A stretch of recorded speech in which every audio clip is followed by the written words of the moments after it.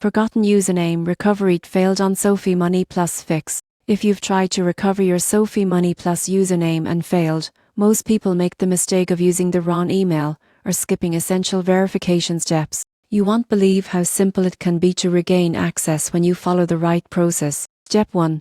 Open the SoFi app or visit the login page and tap Forgot Username. Enter the email address associated with your account. SoFi will send a recovery email with your username or a secure link to reset your login credentials. Step 2. Check all email folders, including spam, junk, and promotions. Recovery emails often land in unexpected folders, so make sure to check carefully. Avoid sending multiple requests rapidly, as this may temporarily block your account. Step 3. If your registered email is no longer active, gather verification details like your full name, recent account activity, subscription plan, or recent transactions. Contact SoFi support with this information to quickly regain access. Step 4. After recovering your username, store it securely in a password manager or secure note. Enabling two-factor authentication adds another layer of security, ensuring your financial data remains safe. By following these steps, you can regain access to your SoFi Money Plus account efficiently.